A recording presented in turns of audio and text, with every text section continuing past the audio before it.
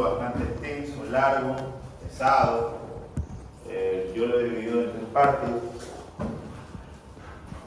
Para nosotros hablar de glomerulopatías podemos primero hacer una definición.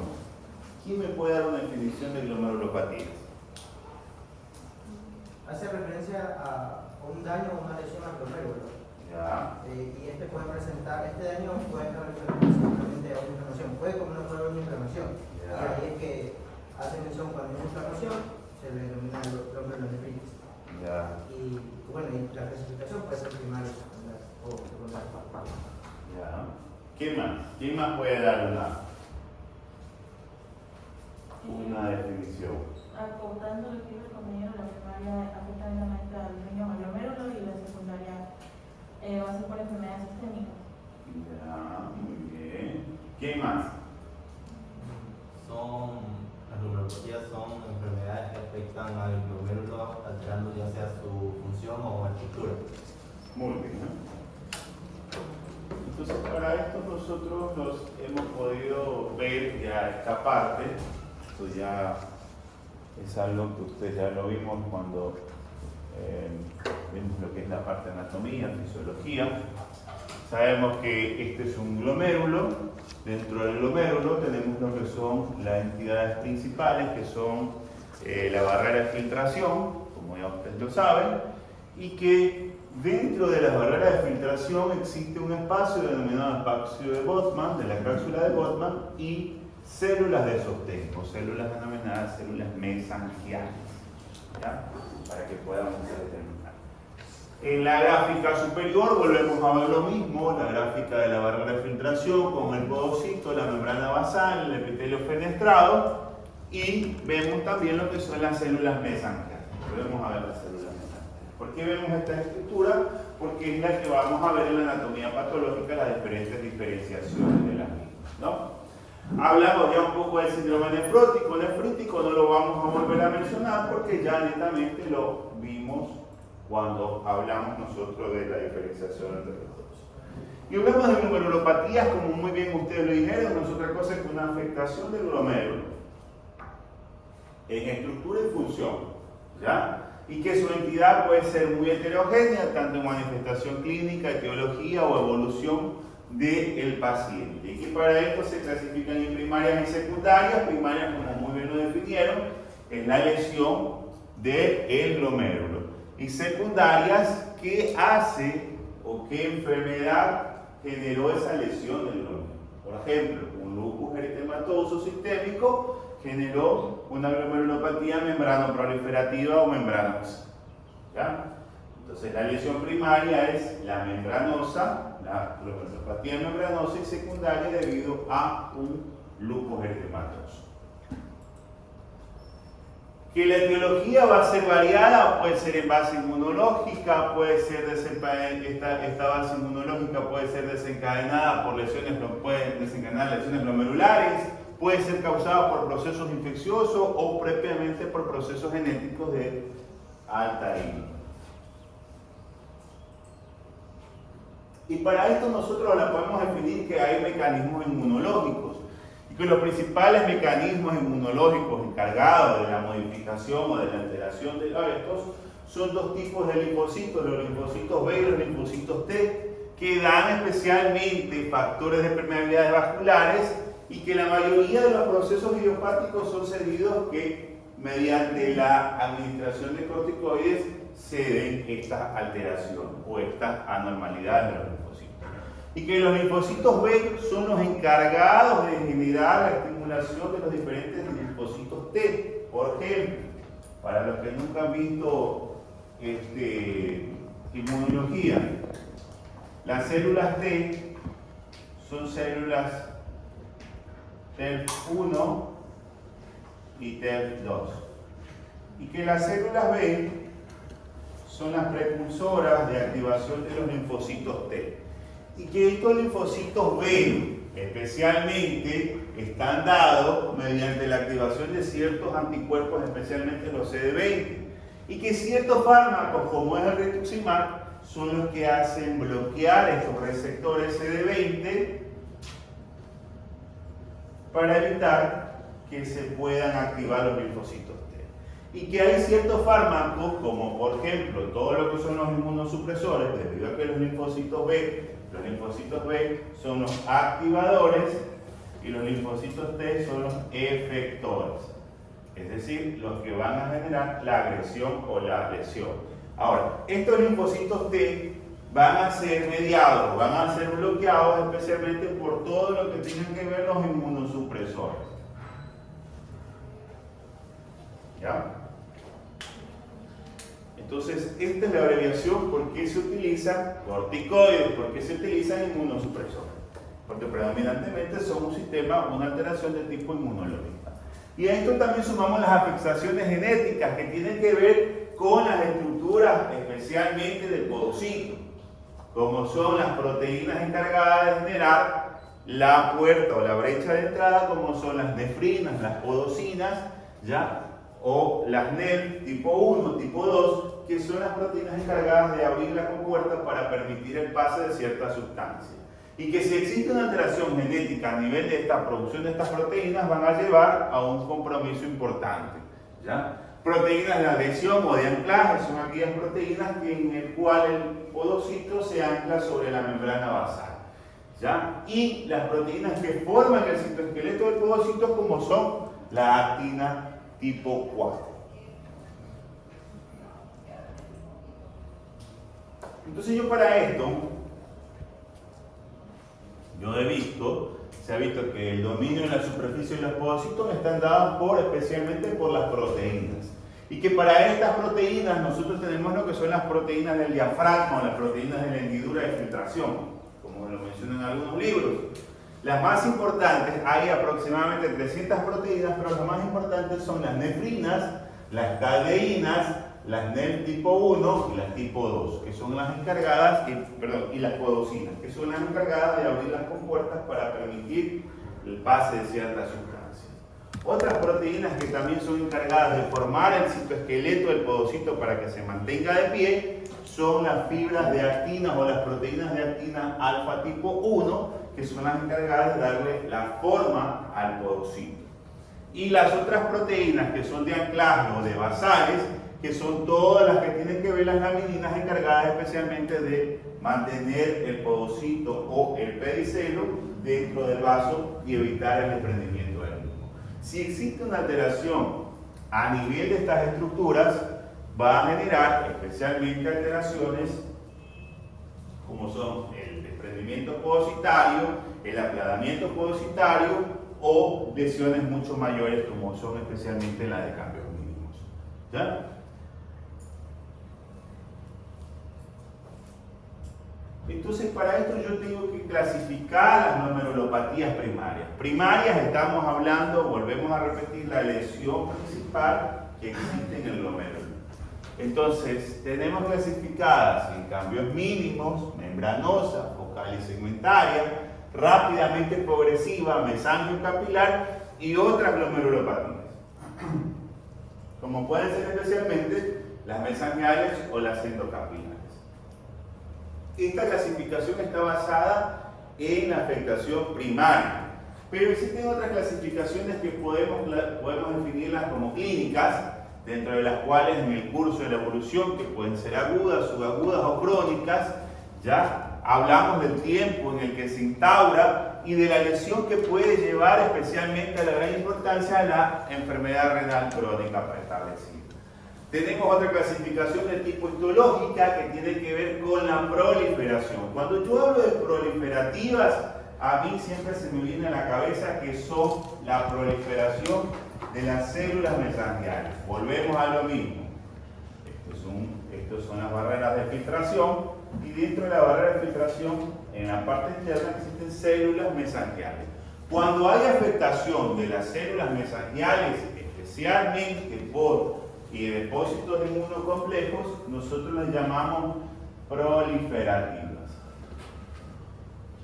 ¿Ya? Cuando crecen en tamaño, especialmente les llamamos proliferativas. Como un ejemplo, la inmunoglobulina por tipo A y la glomerulopatía por IgA o por IgM. ¿Ya? Pero cuando no existe proliferación de estas células mesangiales y solo se limita a la barrera de filtración, podocito, membrana basal, ¿ya? Nosotros la llamamos no proliferativas. ¿Ya? De acuerdo a la agresión inmunológica, esto también es importante. ¿Por qué? Porque ya hay dos tipos de afectaciones que pueden generar. Una, especialmente el sistema inmunológico sin afectación, es decir, que no tiene nada que ver con el sistema inmunológico, especialmente con los cambios mínimos, sin presencia de depósitos. Cuando yo hablo presencia de depósitos, hablo especialmente primero la activación de los linfocitos T que me van a generar la formación de citoquinas e interleuquinas, ¿ya? Y esto me va a generar una cascada, la activación de la cascada de complementos. ¿Se recuerdan esto? Que el precursor principal es CDBC-C9. ¿Ya? Si no mal recuerdo. ¿Ya? Entonces, ¿qué me lleva a mí a que estos complementos, que no son otra cosa que la formación de la unión de antígenos y anticuerpos, se vayan a depositar en la membrana, en lo que corresponde la barrera de filtración? Entonces, cuando yo hablo sin depósitos de inmunocomplejos, yo estoy hablando que esto no se formó. Un ejemplo, cambios mínimos, que no forman alteraciones por inmunocomplejos. Perdón. Cambios mínimos. Otra afectación, especialmente como son las focales segmentarias, que tampoco generan activación de complejos. Y las que generan activación de inmunocomplejos circulantes, las puedo dividir en dos tipos. Una en renales y otras extrarrenales. Las renales son las que se producen dentro del riñón, especialmente mediante la activación de este inmunocomplejo dentro del riñón. Y las extrarrenales que tienen que ver que se forman fuera del riñón o agentes o inmunocomplejos circulantes que le llaman. Por ejemplo, las glomerulopatías por lupus eritematoso sistémico, por las glomerulopatías que tengan que ver por el Sjögren, por factores reumáticos, todo lo que tenga que ver que los factores de inmunocomplejos se hayan formado de forma circular.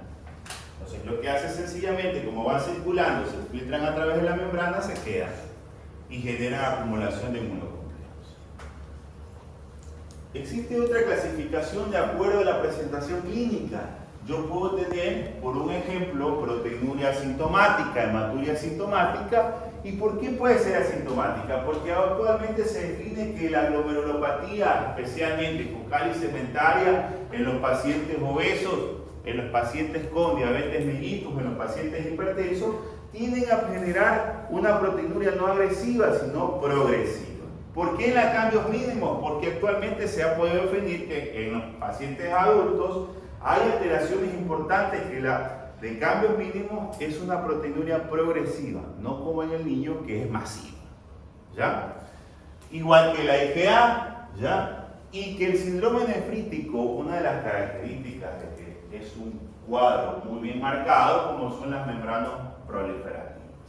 Nefróticos puros, cambios mínimos, membranosas, focal y segmentaria, por IgA.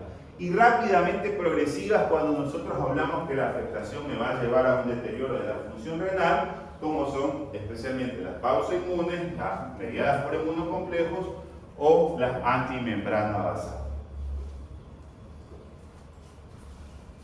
Esta es una gráfica donde nosotros, bueno, no se aprecia bien, donde vemos enmarcado la proteinuria y la hematuria. Y que cada uno de los segmentos, qué tipo de patologías vamos a encontrar y qué es lo que podemos nosotros preasociar. ¿Ya?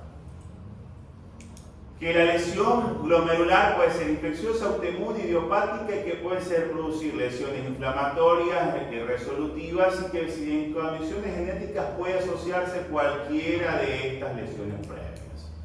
¿Ya? Entonces cuando yo hablo, vamos a entrar ahora sí en materia, cuando yo hablo cambios mínimos, tengo que tener claro qué es lo que yo voy a encontrar.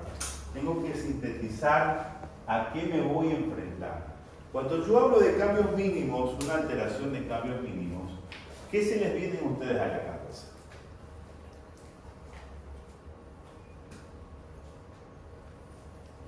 Porque esto ya lo vieron en clínica. Gracias. Aquí alguien se dignó, por Dios. Cuando yo hablo de cambios mínimos, ¿qué piensan ustedes? ¿Qué concepto tienen una glomerulopatía de cambios mínimos?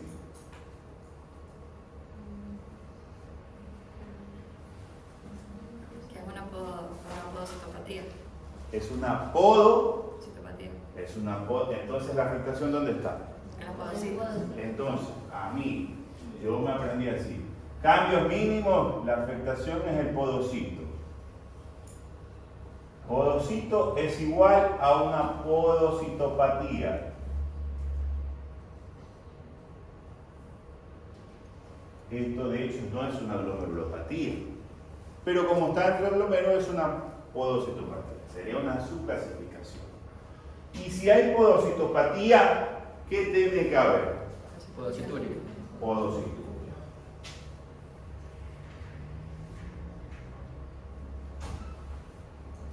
Entonces, yo tengo claro que cuando hablo de cambios mínimos es el podocito. ¿Ya? Cuando yo hablo de cambios mínimos, estoy hablando que es una afectación de un síndrome nefrótico puro. ¿Verdad? Un síndrome nefrótico. Catalogado que puede ser progresivo o que puede ser súbito. Que si es súbito, habitualmente son en menores, es decir, niños. Y que la presentación de esta de cambios mínimos es más frecuente en niños, en una equivalencia de 10 a 1, es decir, por cada 10 niños hay un adulto afecto. Es la correlación. Y por eso vemos acá que es un síndrome nefrótico puro, que se presenta el 80-90% en niños menores de 10 años, del 50% de 10 a 15, y de 15 a 25 relativamente la afectación en un adulto. ¿Ya? Mayor incidencia en asiáticos que en latinoamericanos. Actualmente eso ya está desprovisto porque aquí nosotros tenemos bastante presentación, especialmente de asiáticos. Entonces, esto es lo que yo veo cuando hablo yo de una de cambios mínimos. ¿Ya? ¿Qué me lleva a la afectación de estos cambios mínimos? ¿Alguien me puede decir?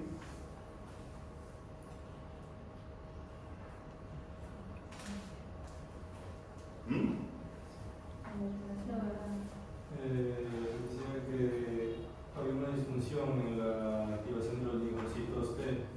Esto hacía que se produzca cambios a nivel de la permeabilidad de la barrera, y esto es lo que generaba como la fusión de los pericelos o el borramiento de estos. ¿Ya? ¿Alguien más leyó? No quiero ser malo. Vuelvo un ratito. Lean, porque si yo quiero tomar lección de esto, porque esto se supone que ustedes ya tienen que haber leído, no los quiero dejar de algo. Pero ustedes me la ponen facilito. Crean.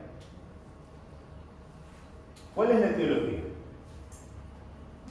Puede ser inmunológica, genética, Ya. por infecciones, y o sea, esto puede causar la activación de los linfocitos T, que estos, o sea, por medio de los linfocitos B, que estos a su vez pueden activar los factores circulantes, que son el SUPAR, que va a actuar a nivel de las lamininas, como la integrina, que va a encargarse de la adhesión de los podocitos a la membrana basal. Entonces, al momento de que se vea afectado esto, va a causar el desprendimiento de esto. Y también se va a activar la hemopexina, que esta en cambio va a intervenir en lo que es la alteración en la carga de la membrana, haciendo que las proteínas salgan, filtren. Ya. importante. Entonces, cuando nosotros hablamos de la etiología de cambios mínimos, yo hablo de dos cosas. Hablo de etiología genética, producida especialmente por la alteración, como lo vimos al inicio de las clases, UD y los QR, ¿ya? Que son los genes codificadores, especialmente de las proteínas podocitarias, ¿ya? Que van a generar esta alteración y que pueden llevar a que el podocito genere alteraciones importantes, ¿ya? Es decir, no se decodificó esa proteína y generó alteraciones importantes, ¿no? Todo lo que tiene que ver con la activación de las actinas, especialmente, tiene que ver con esta parte genética. Y la base inmunológica, ¿qué me lleva a mí? Porque yo puedo decir que una de cambios mínimos me llevó a activar a que haya podocituria.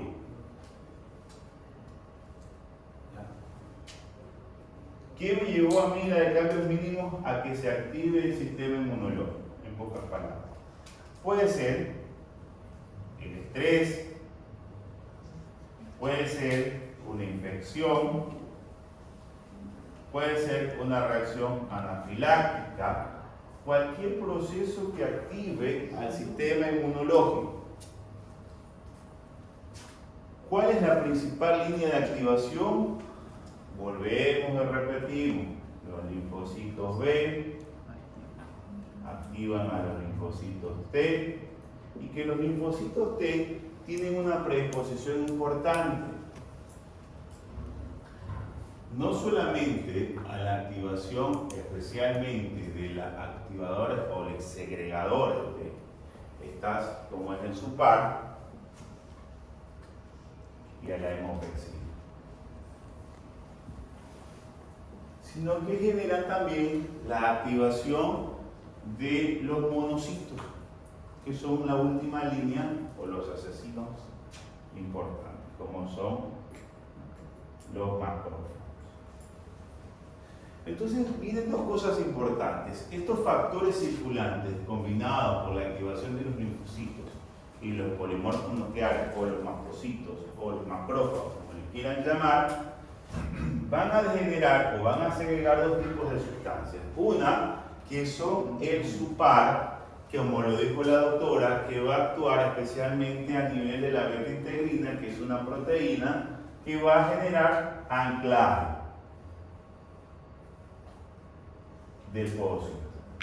Es decir, el podocito en su anclaje tiene una activación de una beta-2 integrina sobre una laminina. Entonces, el SUPAR lo que hace es desanclar este segmento y dejar en desancle al podocito.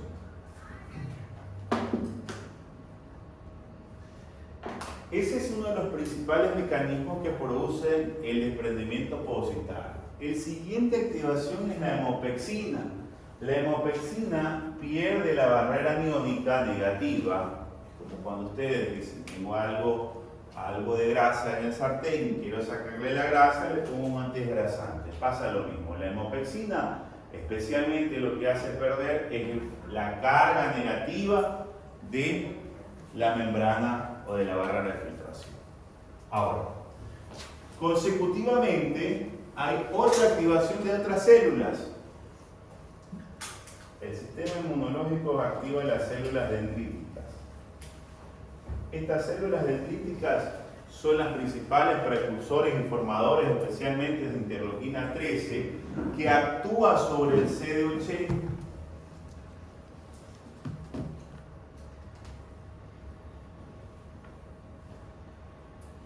El CD80 es un receptor que se encuentra en la mayoría de las activaciones de la activación leucocitaria y que es un precursor especialmente a nivel podocitario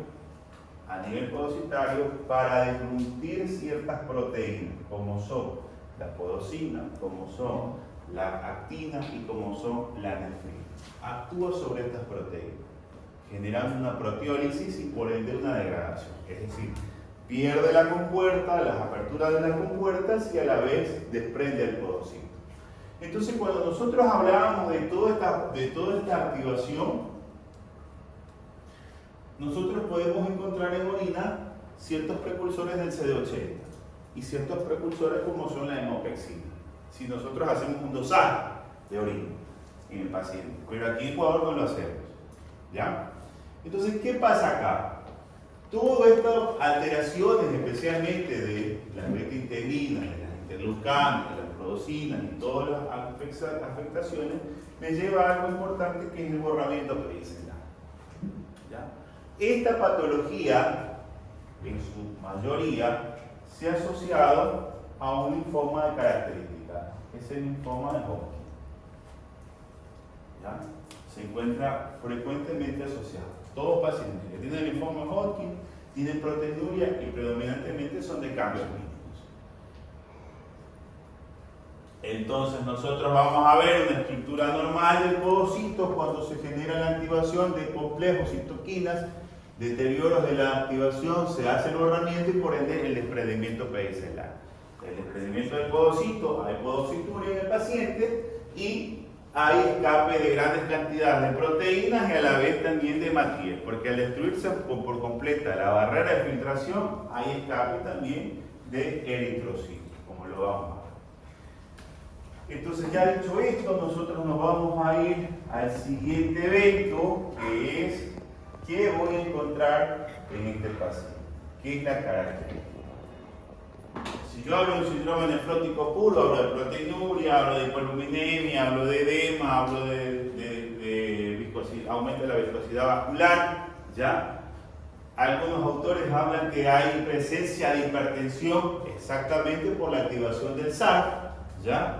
Otros mencionan que hay hematuria, hay microhematuria, por supuesto, porque hay pérdida de la estructura y por ende se escapan los eritrocitos, ¿ya? Y que la activación, la utilización de diuréticos cuando el paciente está hipovolémico me puede generar complicaciones, especialmente de volemia.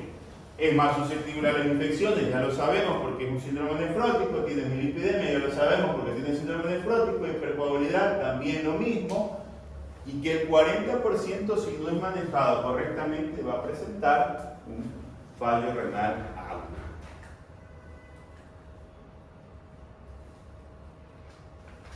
Entonces, cuando nosotros ya hablamos un poquito de síndrome nefrótico, ¿ya? Nosotros hablamos todas las medidas generales, hablamos de las medidas de los manejos de la dislipidemia, hablamos del manejo de los antitrombóticos, hablamos del manejo de antiagregantes plaquetarios, y yo puedo decir ahora sí voy a darle tratamiento específico al paciente. Pero antes de eso, yo tengo que considerar en mi diagnóstico si un paciente lo tengo que biopsiar o no, porque a mí me va a dar la biopsia renal, me da el diagnóstico, el pronóstico y el tratamiento. ¿Ya? Eso es lo que yo tengo que hacer en el caso de que yo encuentre un paciente con un síndrome nefrótico o nefrítico. Porque yo no puedo arriesgarme a decir que este niño que tiene 9 años de edad, vamos a poner un ejemplo del examen, porque son 10 casos, un niño de 9 años de edad que ingresa por emergencia por presentar edemas, proteinuria de 5 gramos y alteraciones vasculares de un mes de evolución. ¿Ya?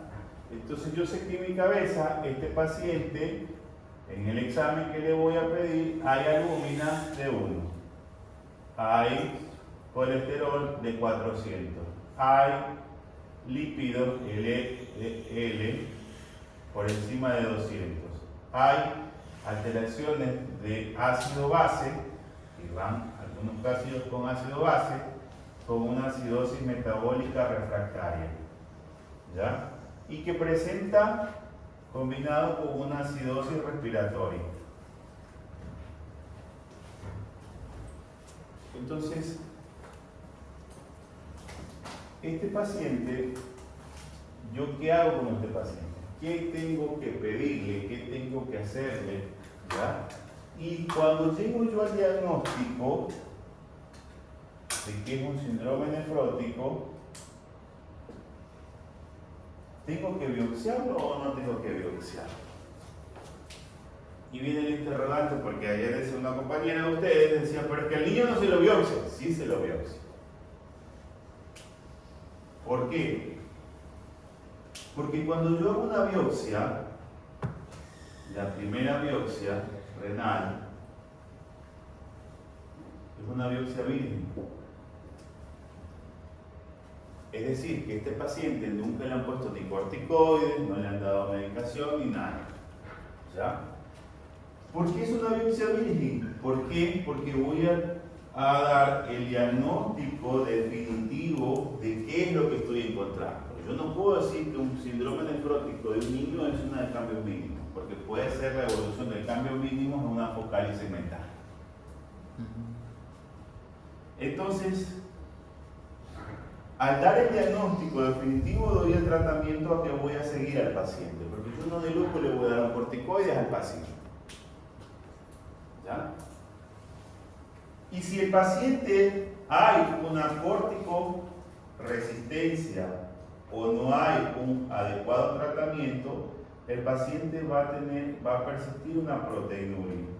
Y si persiste la proteinuria, yo tengo que volver a dar una segunda biopsia renal.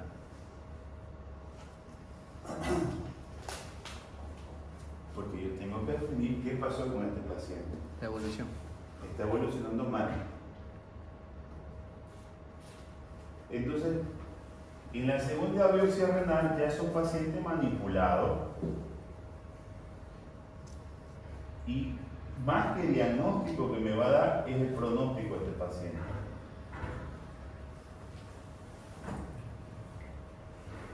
Pronóstico que vaya a una insuficiencia renal crónica o un buen pronóstico que me dé un buen tratamiento para dar un tratamiento óptimo al paciente.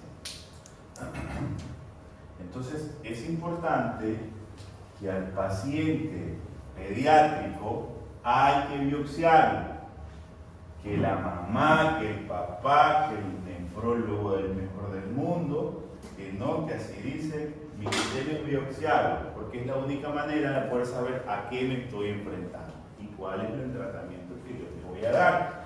Pero si es un paciente que tiene un síndrome nefrótico, que es por cambio mínimo, que es especialmente primario, como la mayoría de los casos, yo tengo un tratamiento de base, que es la utilización de prednisona por vía oral a dosis tope. La dosis máxima de la prednisona, se recuerdan que cuando nosotros empezamos una clase yo les explicaba que los linfocitos T son mediados y que lo único que los frenan son los inmunosupresores. Esto es uno de los inmunosupresores. Entonces yo doy prednisona 1 miligramo por kilogramo peso día, máximo 80, máximo hasta 120, ahora se considera, o doy días alternos, 2 miligramos por kilogramo peso día en dosis máxima hasta 120 miligramos día. Entonces con esta dosis que yo le doy a este pacientito, 1 miligramo por kilogramo peso día, que el paciente pesa 60 kilogramos, es igual a 60 miligramos, yo en estos 60 miligramos de prednisona, yo tengo que esperar cuándo doy de eficacia en mi tratamiento. Entonces yo digo, los 60 miligramos voy a esperar 4 semanas. A la cuarta semana yo tengo que ver si el paciente tiene una remisión completa o una remisión parcial. Si el paciente tiene una remisión completa, es decir, que la proteinuria disminuyó, para mí la proteinuria disminuyó menor de 1 gramo. Otros autores dicen menor de 300 miligramos, otros autores dicen, de 300, menor de 500, medio gramo. Para mí, 1 gramo, eso ya va para una remisión completa, en 4 semanas. Pero si el paciente tiene una remisión completa, quiere decir que la recuperación es buena, yo comienzo a de estos 60 miligramos, comienzo a disminuirla en escalón. 60 miligramos, 55, 50, 45, cada 2 semanas. ¿Ya? Entonces, a partir de la segunda semana disminuyo 0,5 por kilogramo peso día, manteniéndolo hasta 8 semanas. ¿Ya? Cada 2 semanas yo le voy bajando hasta completar 4 semanas más, que me da igual 8 semanas.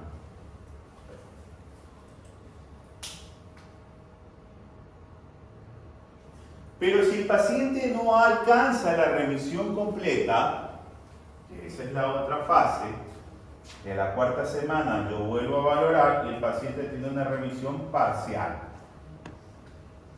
Parcial significa que para mí no descendió debajo de 1 gramo, o que no descendió por debajo de medio gramo, a las 4 semanas. Entonces yo digo, el tratamiento se lo voy a dejar por 16 semanas. 16 semanas que le voy a mandar al paciente y que a partir, después, posteriormente, la progresión es lenta. Es decir, 5, 10 miligramos por semana hasta completar netamente la supresión hasta 6 meses, por las 16 semanas de remisión parcial. ¿Ya?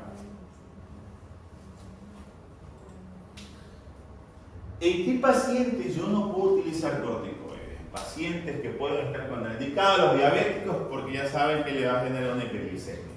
En pacientes psiquiátricos, porque me pueden generar desórdenes importantes. ¿Ya? En pacientes con obesidad mórbida, pacientes con osteopenia, y que el paciente también tenga rechazo al tratamiento. El paciente diga, yo no quiero recibir tratamiento. ¿Ya? Puedo utilizar yo también tratamientos inmunosupresores alternos, como pueden ser especialmente la ciclofosfamida, los anticalcineurínicos, el ácido micofenólico o el rituximab, asociada a dosis bajas de corticoides. Explicarle al paciente que de igual tengo que darle corticoides porque necesito medicarlo. Entonces, si yo ya tengo a este paciente, lo siguiente que yo voy a ver es mi nomenclatura. Y para esto yo tengo que definir remisión completa, que hablo de la proteinuria menor a 300 miligramos por decilitro, la albúmina mayor a 30. Remisión parcial, que esté la albúmina especialmente mayor a 30, pero que la proteinuria esté persistente, por encima de 300. Para mí, por encima de medio gramo. Recaídas, que la proteinuria, mientras estoy dando el tratamiento, el paciente presenta recaídas con una proteinuria mayor a 3 gramos, sea en remisión parcial o sea en remisión completa. Recaídas frecuentes, 2 recaídas en 6 meses o 4 recaídas en 1 año, sea por remisión parcial o completa. Cuando yo hablo de corticoresistencia, es cuando yo al paciente, el pasado de las 16 semanas,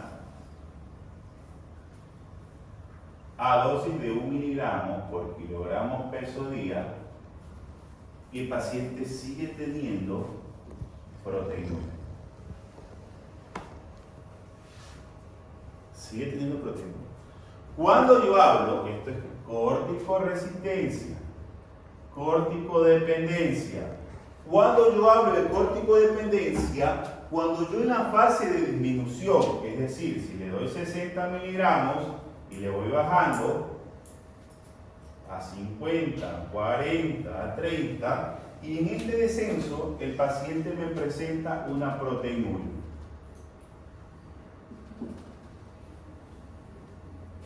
Y yo de menos de 50 no le puedo dar porque el paciente me hace proteinuria. A eso yo le llamo corticodependencia.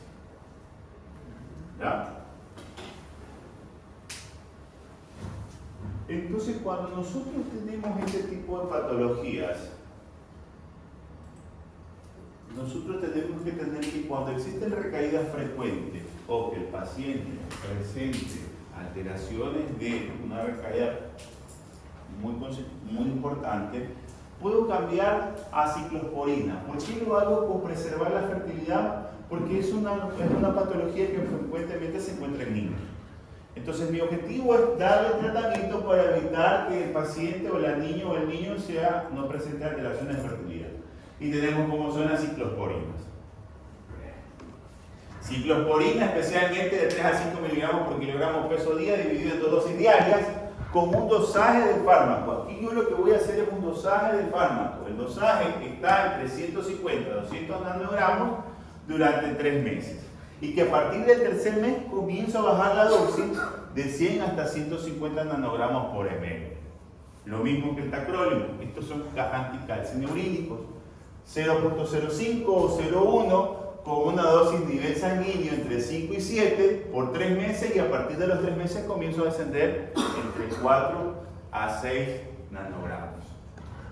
Cuando yo veo respuesta de esta utilización de anticalcinurínicos, especialmente a partir de los 3 o 6 meses, cuando comienzo a reducir la dosis, se debe ir suspender el tratamiento paulatinamente. En ausencia de respuesta, yo tengo que ver otra opción de tratamiento. ¿Ya? Para evitar las recaídas se propone el tratamiento 18 a 24 meses con una disminución progresiva. ¿Cuándo yo debo proponer la biopsia nuevamente? Cuando yo tengo, vuelvo y repito, corticoresistencia o corticodependencia. Yo propongo una biopsia renal. ¿Ya? En caso de recaídas frecuentes por corticoresistencia, yo tengo especialmente como son las ciclofosfamidas, de 2 a 2.5 por 8 a 12 semanas. ¿Y cuál es la importancia de esta que muchas veces me generan? ¿Qué es lo que me puede generar? Son las leucopenias. La infertilidad, cistitis hemorrágica, infecciones, neoplasias, especialmente cuando las dosis superan los 300 miligramos, especialmente por kilogramo. Ahora, ¿cuál es el objetivo de esto? Netamente es tratar de depletar los linfocitos T, siempre y cuando yo tenga una corticoresistencia o caídas frecuentes. Esto habitualmente nosotros lo utilizamos bastante en los adultos. Intolerancia al corticoides o intolerancia a la ciclofosfamida o la ciclosporina, yo puedo utilizar el ácido micofenólico o el micofenolato sódico, que es lo mismo, entre 750 gramos por día por 12 meses. Lo bueno de este fármaco es que no tiene riesgo de toxicidad, tiene nefrotoxicidad, ¿ya? Y que tiene muy buenos manejos en ciertos pacientes y en otros pacientes que asociados a inmunosupresores les ha ido relativamente bien.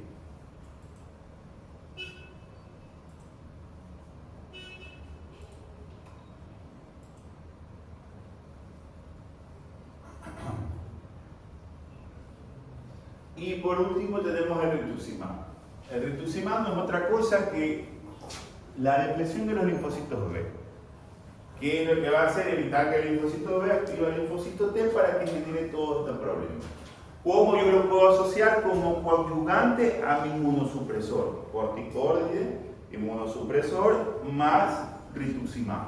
Puede ser un coadyuvante al tratamiento. Dosis de, si en caso, para inducir la remisión, en primeras dosis, de 375 por metro cuadrado semanal en 4 veces. Es decir, en un mes yo le voy a dar esta dosis. O una dosis de 1 gramo cada 15 días en 2 veces.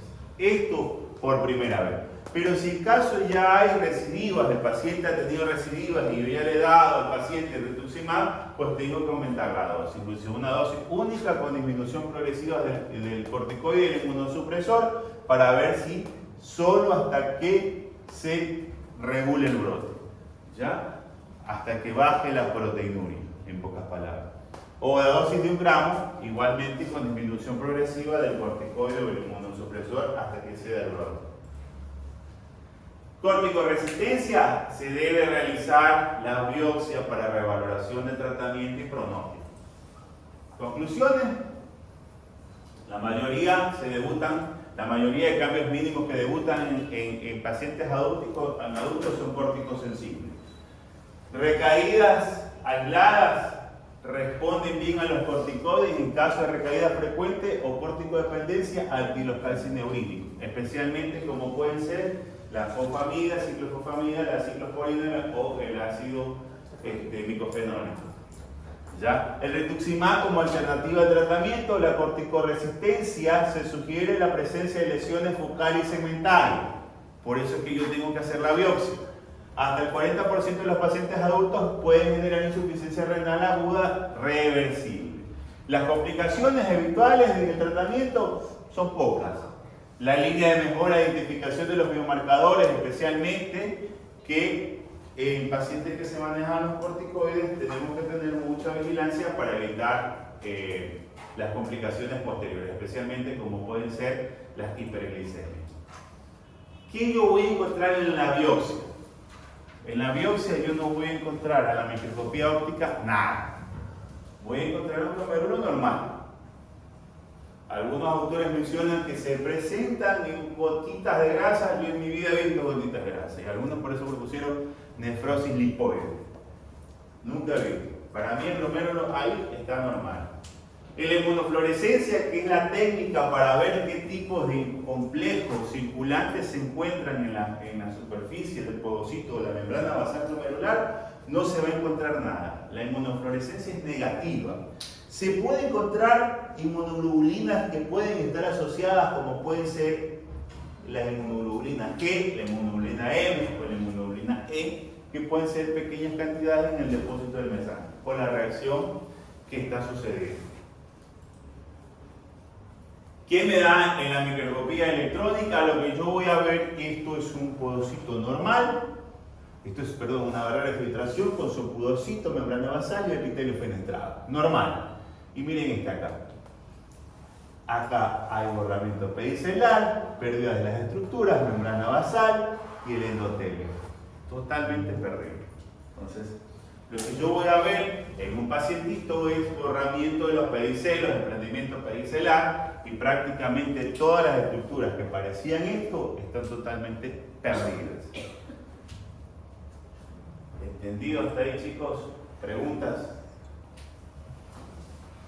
Doctor, en el caso de cuando se usa el anticuerpo que se usaba como coadyuvante, pero cuando es con recaídas frecuentes y corticodependencia, ¿se dan los inmunosupresores también asociados al corticoide? Claro, a dosis baja. Yo doy, en el tratamiento doy corticoides. Si yo tengo una corticodependencia, yo lo que hago es mantener la dosis del corticoide, por ejemplo, si es 50 miligramos por kilogramo peso día, la mantengo. A eso le voy a asociar otro inmunosupresor, que puede ser un anticalcineurídico, o puede ser una ciclofosfamida, o puede ser un ácido micofenólico. ¿Ya? O a eso, si yo tengo a esta corticodependencia y voy a una corticoresistencia, pues entonces le asocio a un rituximab. ¿Por qué? Porque yo puedo tener que este paciente acá está en una corticodependencia y ¡pum! Tuvo un brote, hizo una proteinuria. Entonces yo decido agregarle el rituximab hasta que baje el brote, es decir, que baje la proteinuria. Entonces baja el brote y le saco la dosis de rituximab. ¿Ya? O puedo tener que, si ya sé que un paciente con corticoresistencia, con recaída, ¿ya? Yo le doy el inmunosupresor y por primera vez quiero jugármela, me pongo un rituximab a dosis única. 1 gramo cada 15 días, se acabó. O 375 miligramos cada semana por 4 semanas, se acabó. ¿Cuál es el objetivo? Bajar la respuesta del linfocito B en un brote inicial. Si ya es frecuente, pues entonces ahí sí vuelvo a bajar y saco cuando ya la proteinuria salió, mejoró. ¿Preguntas? Doctor, una pregunta. A un paciente, por ejemplo, que ya haya sido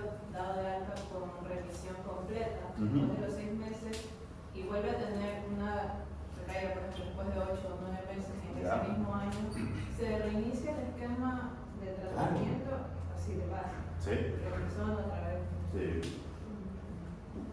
Vuelvo a darle la dosis de prednisona, porque hasta la fecha él me hizo una remisión completa.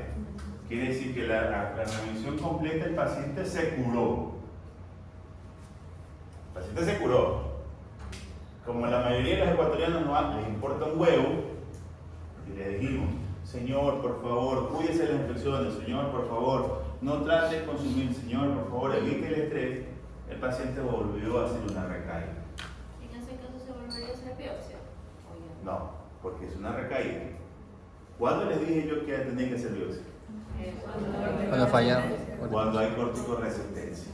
Es decir, que yo doy una dosis máxima de corticoide y no tengo respuesta. Ahí sí. ¿Ya?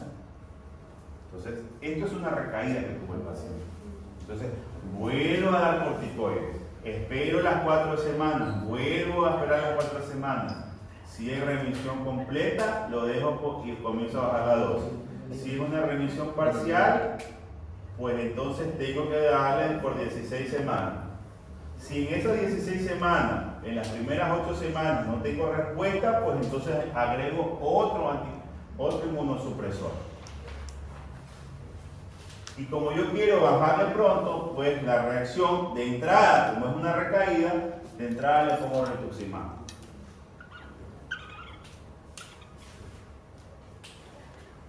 Pregunta. O sea, ese paciente lo puedo tener en recaída, en remisión, así. Igual lo sigo tratando de la misma forma, exceptuando que haya una. No, porque si tú tienes ya 2 recaídas en 6 meses, este paciente está mal. No le hace nada. O sea, yo tengo que. Tienes que ver que está fallando. Tal vez no se toma bien las Si tú dosis. llevaste a un paciente a una remisión completa, volviste a llevarlo a una remisión completa en los 6 meses, ¿ah? Y volvió a recaer nuevamente el paciente, estas culpas del paciente, como en la mayoría de los pacientes.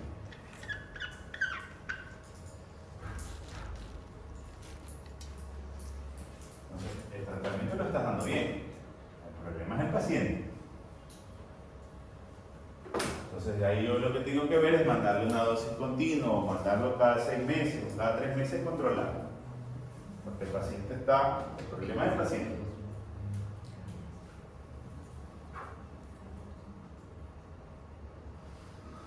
Vamos con la siguiente. Cuando yo hablo de glomerulopatía membranosa, yo tengo que tener claro dónde es la lesión. Cuando yo hablo de membrana basal glomerular, yo hablo de que la lesión está en la membrana basal glomerular, por ende es membranosa. ¿Ya? Si yo hablo de membranosa, hablo también que es un síndrome nefrótico. ¿Ya? Si yo hablo de membranosa, es igual, es más frecuente en el adulto.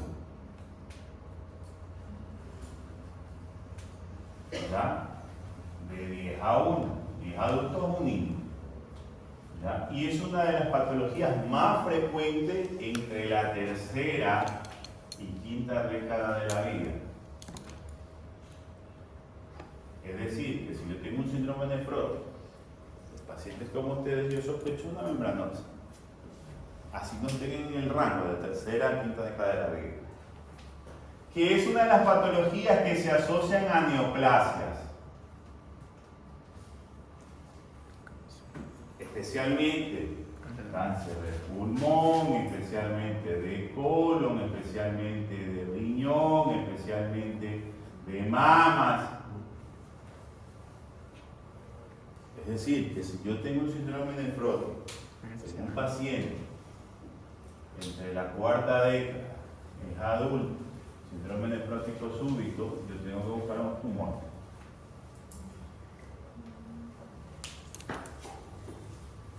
Característica.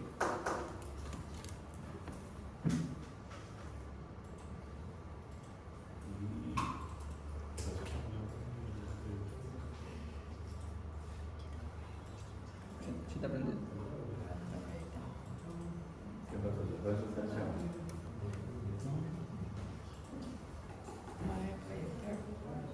¿Te aprendí? ¿Te aprendí o no te aprendí? Presiónale un ratito. Eso.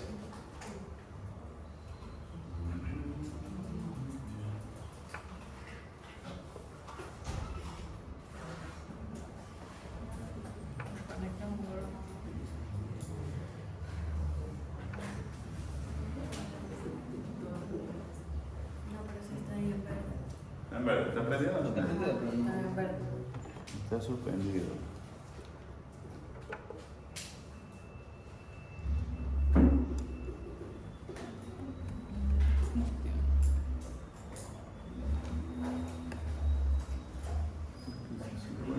Casi está andando.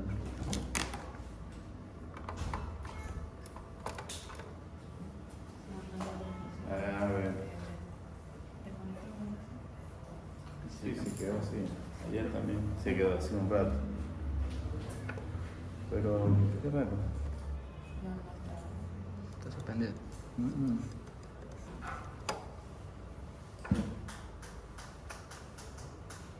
Pero lo pongan, a ver.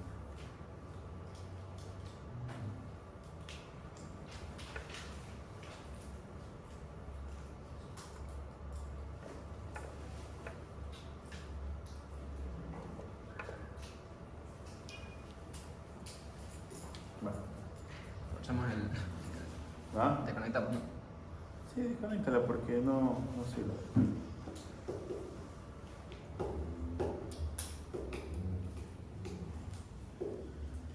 Eso. Vuelve a encender para ver si corre. Bueno, hasta eso vamos a explicar. Entonces, si prende bien y si no, bueno. Pero acá supuestamente está en transmisión.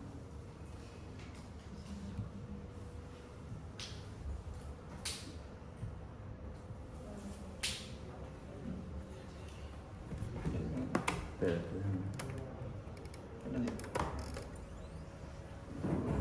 Ahí enciende.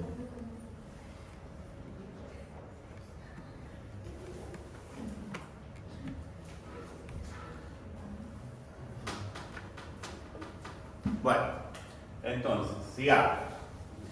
Cuando nosotros podemos definir que esta es una neoplasia, ¿verdad? Cuando nosotros podemos definir que una neoplasia me puede llevar a una membranosa, ¿ya? Yo tengo que tener claro, ahí creo que está encendiendo, pero esta cosa está en lámpara, dice. Sí, mira, ahí fue.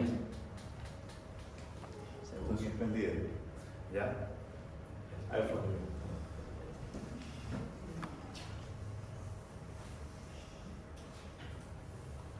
Pero ahora no quiere.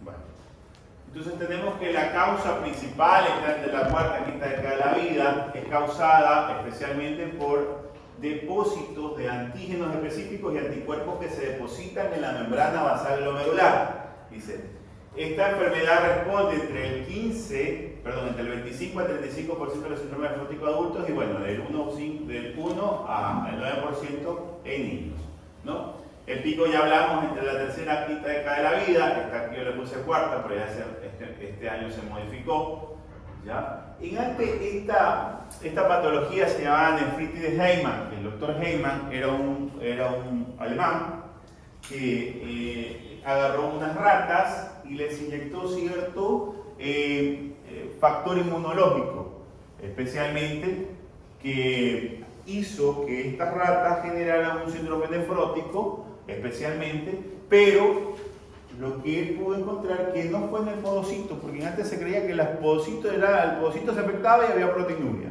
Lo que hubo fueron depósitos de ciertas proteínas en la membrana basal glomerular. Y se dio cuenta que también había afectaciones de ciertas megalinas que se encontraban especialmente en los pedicelios, ¿ya? Y que esos depósitos hicieron que lleven a esta afectación.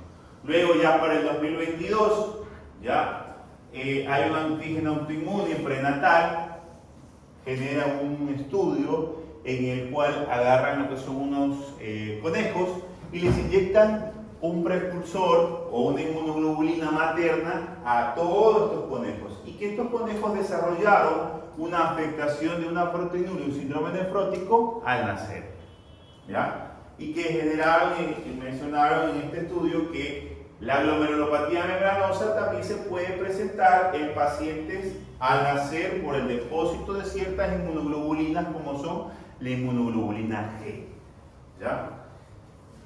Entonces, estos son estudios precursores. Y ya para esto nosotros habíamos mencionado que la etiología puede ser variada, puede ser primaria o puede ser secundaria.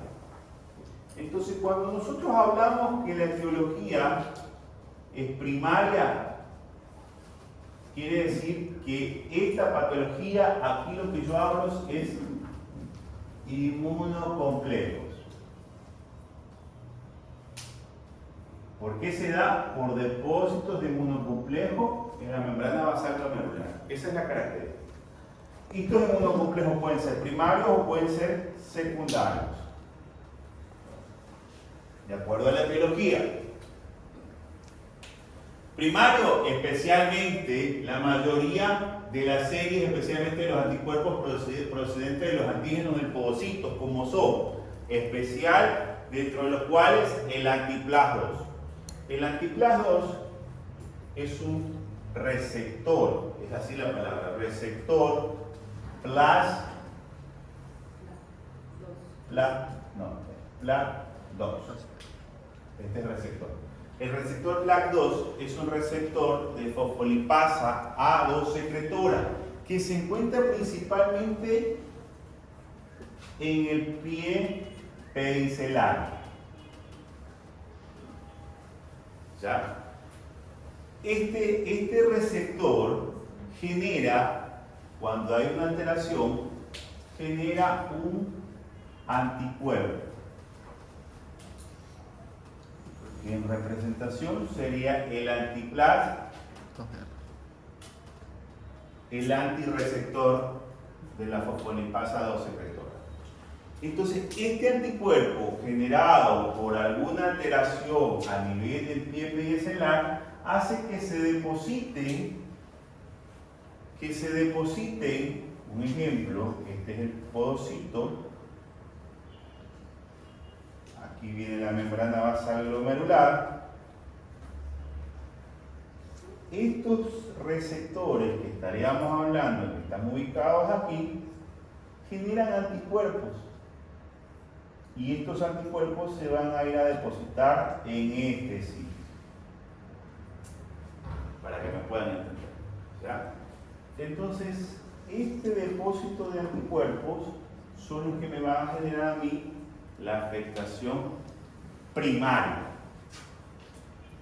¿Por qué? Porque se están formando, ¿se acuerdan cuando nosotros hablamos antes de la formación de inmunocomplejos? Habían unos renales y otros extrarrenales.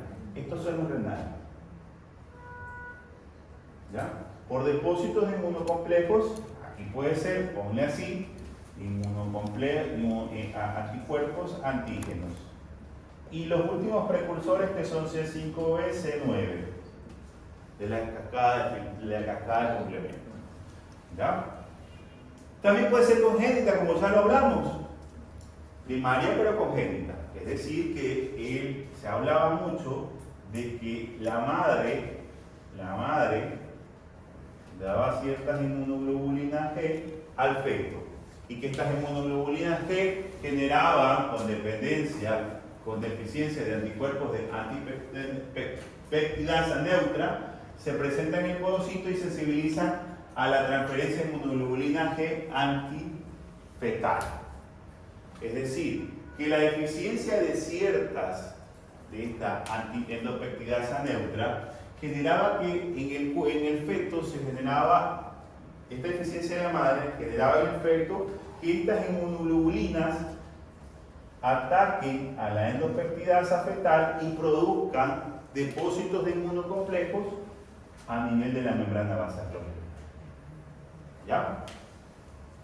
Entonces, que las madres se hacen inmunizadas para tener una deficiencia endopectidasa neutra debido a la mutación de su gen. ¿Qué es lo que se hacía para estas pacientes? Que como tenían deficiencia de la endopectidasa, lo que hacía era inmunizarse. Y con esto la paciente mejoraba y por ende el feto no tenía afectación. ¿Ya? Y la otra forma,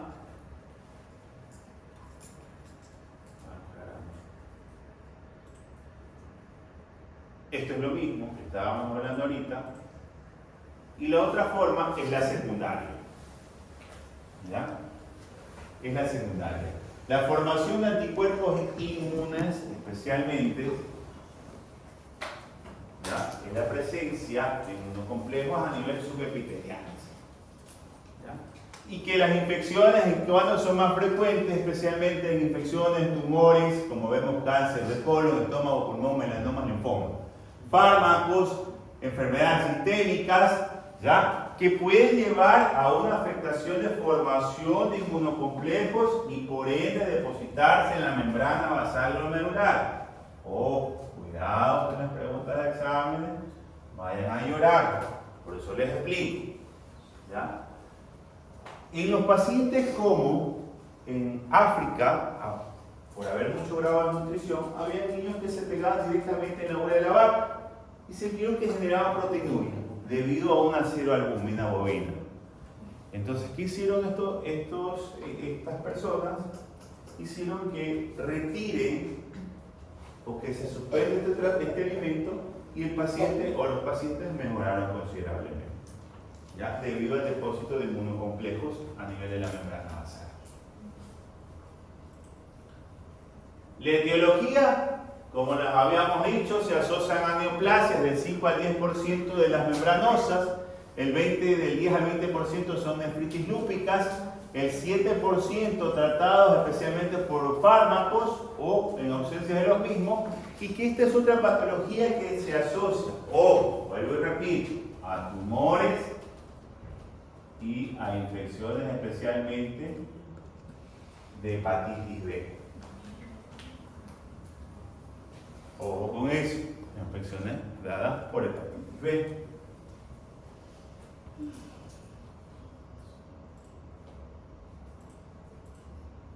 Manifestaciones clínicas.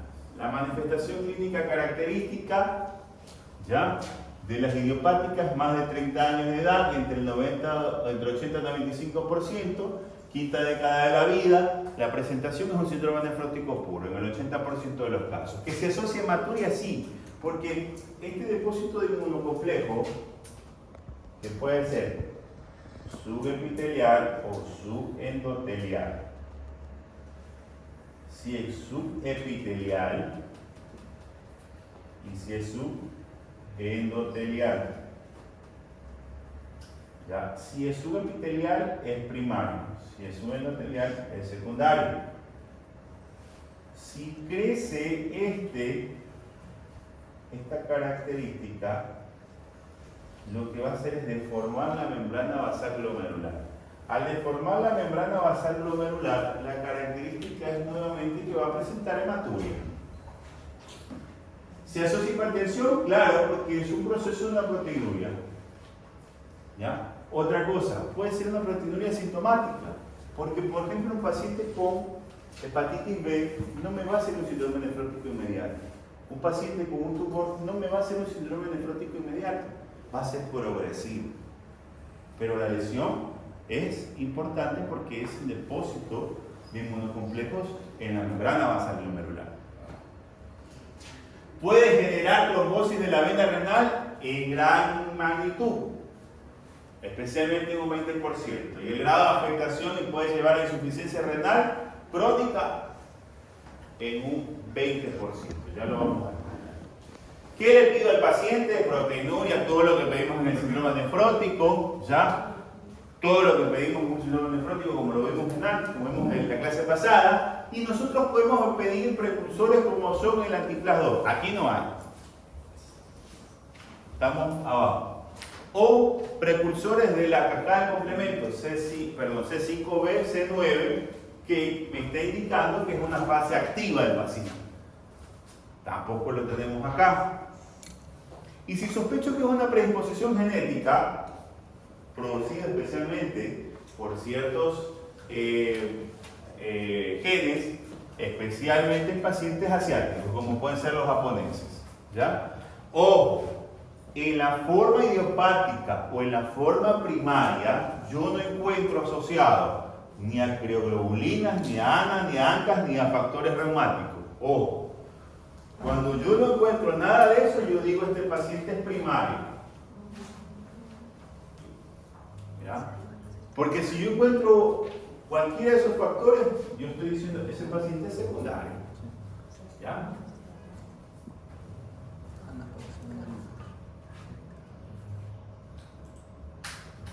La anatomía patológica. La anatomía patológica en los primeros son 4 estadios que vamos a encontrar en la microscopía óptica. Primero lo que es engrosamiento de la membrana basal. ¿Por qué? Porque los depósitos comienzan a hacerse, pueden ser subepiteliales, vuelvo y repito, o subendoteliales. Entonces, ¿qué es lo que hace? Aumento del diámetro de la membrana basal glomerular. Es lo primero que va a haber en los primeros estadios. Engrosamiento difuso de la membrana basal glomerular. En la admisión, especialmente en la admisión de Pajo o de metaninas argénicas, lo que voy a encontrar son espículas, que es lo que yo les hice en este gráfico. Vamos a encontrar espinas, para los que no, espinas o espinas. El resto del glomérulo es normal si hay presencia de hipercelularidad, si hay presencia de aumento de las células mesangiales, esto es secundario. Pero aquí les estoy dando la pauta, que es secundario. Si hay aumento de las células mesangiales o proliferación celular, es secundario. El grado de afectación tubular o tubular intersticial me va a llevar al pronóstico de renal. Es decir, que si yo ya tengo una infiltración mesangial, lo más probable es que tenga una afectación tubular. ¿Y nosotros qué es lo que vamos a ver aquí? Vemos nosotros un corte de una microscopía óptica dentro de los valores normales, que veo los túbulos, veo el glomérulo, veo otro glomérulo, espacio de Botman. Y lo que voy a ver, la característica de esta, es que encuentro una membrana basal muy engrosada, muy gruesa, para lo normal. ¿Ya? Veo un podocito, no veo crecimiento de las células mesangiales, ¿ya? Pero sí veo un engrosamiento difuso de la membrana basal glomerular. En la tinción de Paz, lo que voy a ver son pequeñas espículas o prolongaciones que se limitan de la membrana basal glomerular. ¿Ya? Y en la inmunofluorescencia. La inmunofluorescencia habitualmente es un patrón granular. ¿A qué se refiere granular? Es como que ustedes ponen granitos de arroz en un sitio y están totalmente dispersos. ¿Ya? Un patrón granular de los capilares difusos y globales. Es decir, que todas las membranas basales glomerulares están teñidas por puntos fluorescentes. ¿Qué es lo que voy a encontrar? La IgG o la C3, especialmente. Factores precursores de los inmunocomplejos. ¿Ya? Pueden aparecer también reacciones por IgA o por cadenas kappa o lambda. ¿Ya? Predominantemente en la idiopática voy a encontrar la IgG, en monoglobulina G, predominantemente si es primaria. Si es secundaria, puedo encontrar la IgE en su modalidad 1, 2, 3 o 4, perdón, 1, 2 o 3. Y si hay ya presencia de otros compuestos, otros anticuerpos, especialmente puedo encontrar C3, C4, puedo encontrar inmunoglobulina G, puedo encontrar precursores C5, pero ya en pacientes que voy a encontrar secundario. Y voy a encontrar ya no un patrón fijo, sino un patrón netamente de celularidad a nivel de las células mesangiales. Esto es lo mismo.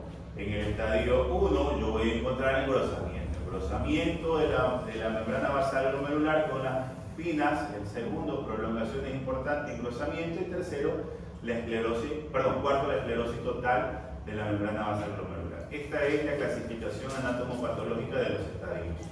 Y aquí nosotros vemos en la microscopía electrónica, ¿ya? un depósito subepitelial, ¿ya? Con leve reacción de la membrana basal glomerular. En este estadio no forma espinas, ¿ya? Lo que nosotros vemos aquí, endotelio fenestrado, y esta es la membrana basal. ¿Sí ven? Mire cómo se engrosa. Totalmente. Vemos en el estadio 2 numerosos depósitos subepiteliales y reacciones de la membrana en forma de espinas. Todo esto es la membrana basal glomerular. Esto y esto. Y aquí vemos una prolongación. Aquí vemos otra. Aquí vemos otra. Y todo esto corresponde a la membrana basal glomerular, con depósitos en forma de espinas. Vemos la siguiente, volvemos a ver un engrosamiento difuso de la membrana basal glomerular, como la vemos acá, y acá una reabsorción o una esclerosis completa. Se perdió la estructura de la membrana basal glomerular. Completamente, no hay podocitos. Acá vemos el endotelio fenestrado y la estructura se perdió por completo. Acá por lo menos se puede apreciar lo que es el endotelio y el espacio, pero acá solamente el engrosamiento. Acá vemos otro segmento de otra membrana basal glomerular con un engrosamiento endotelial importante. El podocito por encima y acá totalmente estenosado. Depósitos subepiteliales primarios, depósitos subendoteliales secundarios con depósitos en el mesanquio. La evolución y el pronóstico. La remisión espontánea completa en niños, especialmente como en estos niños que mencionamos, que la seroalbúmina bovina está negativa, y en adultos el 20% con remisión parcial o completa. Proteinuria persistente en el 30 al 40 y un fallo progresivo a 20 o el 30% a los 10 años. Es lo que vamos a explicar adelante. Entonces, nosotros hicimos un pequeño estudio que lo publicamos, en donde nosotros podemos ver que las guías CADIGO, que son las entes reguladoras de la mayoría de las patologías renales, mencionaban que tenía que el paciente estar 6 meses en tratamiento, con un tratamiento solo para el síndrome nefrótico, es decir, el doble bloqueo, es decir, ahora que ya se utiliza los SGLT2, dar SGLT2, dar tratamiento para la dislipidemia, y que esperábamos 6 meses y que la remisión era espontánea. Nosotros mostramos lo contrario, que estos pacientes había cierta supervivencia de vida, ya con remisión espontánea y parcial, pero que tenían recaídas, y que la supervivencia renal, sí había una buena supervivencia, pero había pacientes que terminaban con insuficiencia renal crónica. Es lo que vamos a aplicar más adelante. Ahora, si yo teníamos una recidivaban entre el 15 al 30% después de la remisión espontánea, es decir, aquel paciente que yo solo con el tratamiento por síndrome nefrótico me mejoró, el 30% volvían a ser una membranosa. ¿Ya? Y que de estos terminaban en pacientes con insuficiencia renal crónica el 30 al 15%. ¿Por qué? Porque no hubo un tratamiento específico. Solo se esperaba la remisión completa de forma espontánea. Entonces nosotros podemos catalogar 2 cosas importantes en este estudio que mencionamos. Primero, mal pronóstico, proteinuria persistente, pasado para mí de los 3 meses o de los 6 meses. Elevación de la creatinina sérica, afectación tubulointersticial, que sea varón, edad avanzada, hipertensión y el grado de afectación histológica que se presente. ¿Ya? ¿Quién era de buen pronóstico? Mujeres, niños, jóvenes, proteinuria no nefrótica y que la función renal esté conservada. Era buen pronóstico para nosotros. Entonces, cuando nosotros fuimos al tratamiento, estos fueron los criterios. Nosotros hablamos de hiposódica, doble bloqueo, diuréticos de ASA, control de las dislipidemias, control de la presión arterial, y el tratamiento específico cuando era idiopática, la terapéutica estaba debatible en altos porcentajes debido a que la remisión era espontánea. ¿Ya? Porque para nosotros, cuando no encontrábamos características que sean secundarias, solo dábamos tratamiento y la remisión se daba de manera espontánea. ¿Ya? Históricamente, los corticoides fueron el pilar fundamental de la mayoría de los tratamientos, estamos hablando hace unos 10 años. Se ha demostrado que no tiene un mayor impacto en la evolución, exceptuando un subgrupo que son sensibles a corticoides. ¿Ya? Y por ende, no dar corticoterapia como dosis, como fue en el caso de la cambio mínimo. Entonces las normas CADIGO mencionaron, volvemos a lo mismo, que después de los 6 meses solamente se lo tienen observación y un tratamiento amigable, como ellos mencionaban. Y se excluyen aquellos pacientes, a qué paciente yo no le puedo dar tratamiento amigable cuando la creatinina sérica ha aumentado mayor del 30%, el filtrado está por debajo del 30%. Es decir, una de las complicaciones del síndrome nefrótico. Yo a este paciente no le puedo dar un tratamiento amigable. Yo tengo que darle tratamiento ya con inmunosupresión.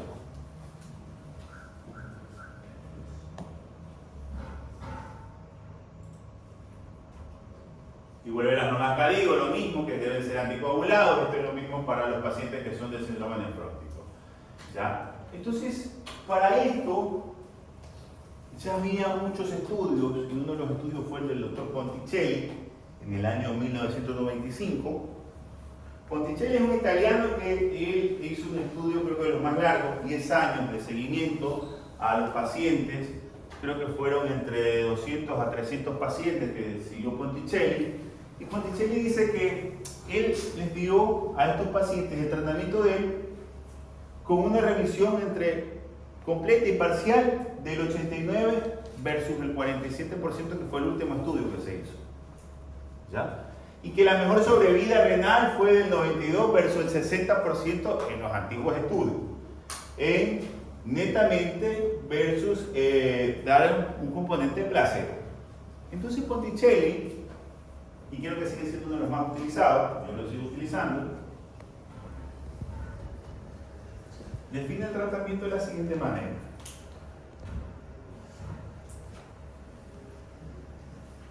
Metilprednisolona es en apoyo.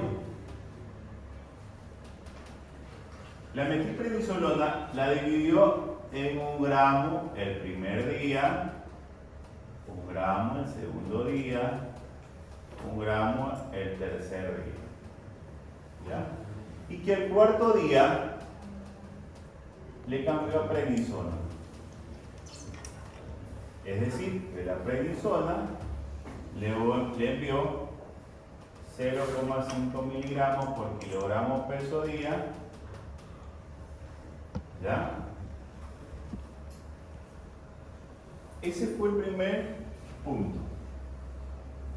El segundo punto que él utilizó fue los anticalcinurínicos, como son especialmente la ciclofosfamida.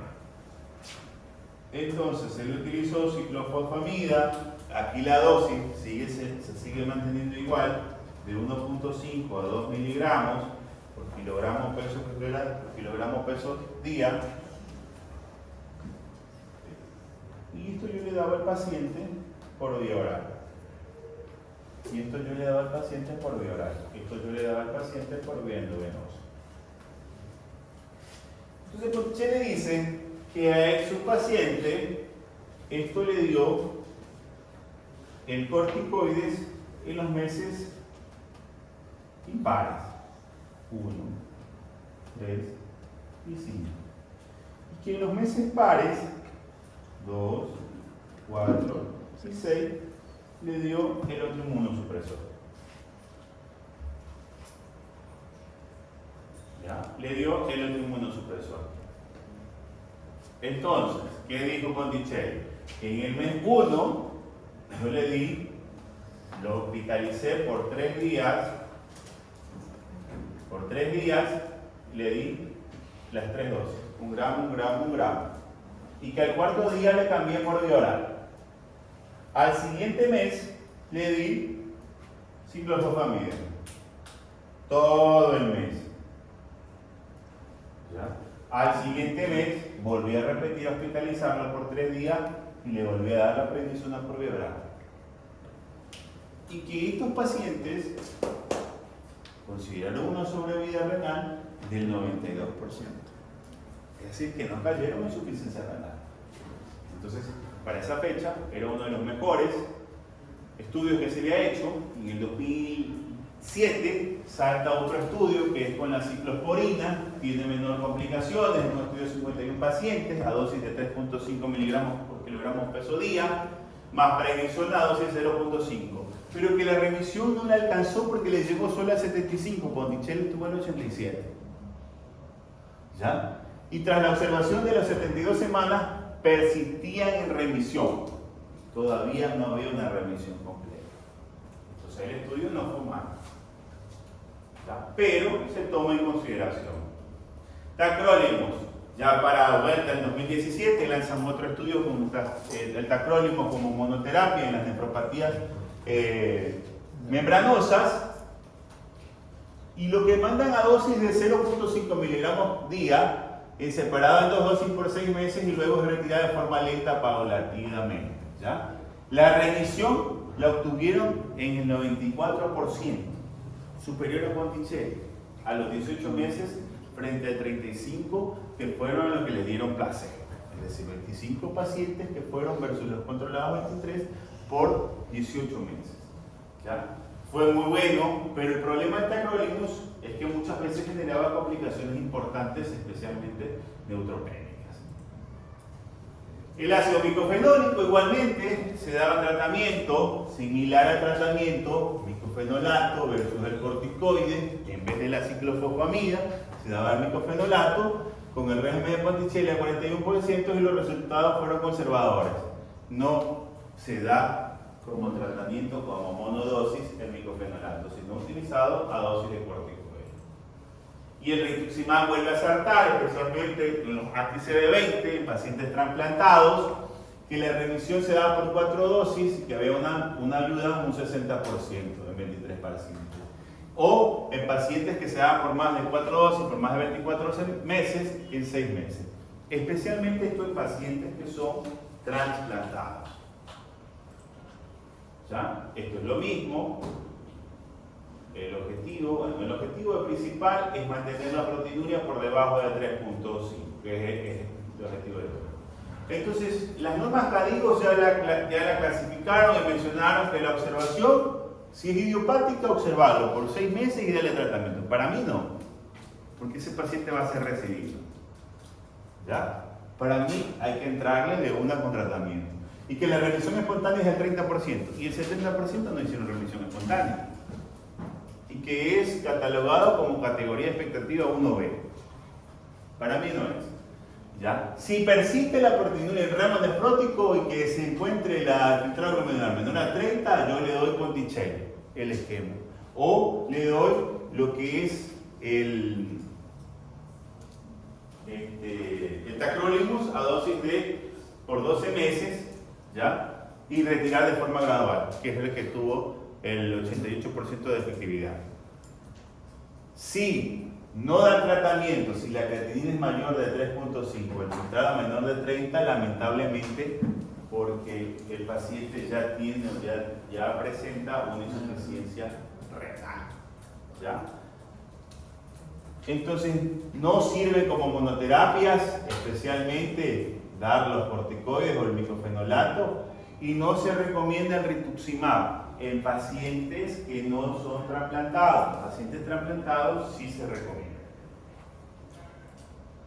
Casos especiales que yo puedo tener, especialmente en pacientes como, por ejemplo, que tengan recaídas una sola vez, una recaída en el año, yo puedo volver a repetir el esquema de Ponticelli, lo que antes hablamos.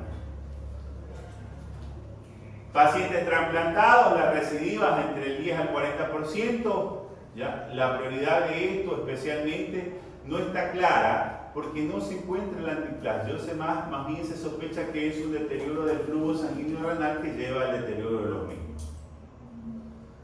esta nefropatía o este síndrome nefrótico post-trasplante es de etiología desconocida y no asociado al antiplás como mecanismo de rechazo. Conclusiones, que es lo último, es un síndrome nefrótico del adulto, la patogenia idiopática o principal o primaria es el PLAS, la clínica es muy variable, el alto porcentaje de remisión es espontánea cuando es primaria. El objetivo de tratamiento primario es primero todo el protocolo del síndrome nefrótico, ¿ya? Y el inmunosupresor se consigue con buenos resultados siempre y cuando esté muy bien valorado. Ojo, hablamos de la primaria. La secundaria, el manejo es muy diferente porque aquí ya hablamos de otra patología previa. Por ejemplo, si es una infección por hepatitis B, tengo que darle tratamiento para la infección de hepatitis B. Un ejemplo, si es una infección por sarampión, tengo que darle para el sarampión. Si es un lupus, tengo que controlar el lupus. ¿Me explico? Esto es primario. ¿Ya? Porque la secundaria se da el tratamiento para la causa. ¿Ya? Perfecto. Preguntas, chicos. Doctor, si es secundaria, espero a que haga remisión cuando yo No. primario. Cuando es secundaria, habitualmente, yo tengo que dar primero tratamiento para la patología previa. Por ejemplo, si es un lupus, tengo que dar el tratamiento para el lupus. Pero si a pesar de que está con el tratamiento para el lupus, el paciente está haciendo proteinuria, doy un tratamiento para él. Ya, puedo dar un anticalcinurínico o puedo dar un bondichel. Siempre y cuando el paciente quiere. Hay pacientes que no quieren. Dicen, no, porque el reumatólogo a mí me dijo que no, porque eso a mí me va a traer complicaciones y bueno, un montón de cosas. Entonces, uno siempre como médico tiene que valorar y decidir cuál es la mejor opción para el paciente. Si el paciente decide aplicarse la medicación, pues bienvenido sea. Si el paciente no quiere, pues no, tampoco lo podemos obligar. Para eso existe algo que se llama el consentimiento informado.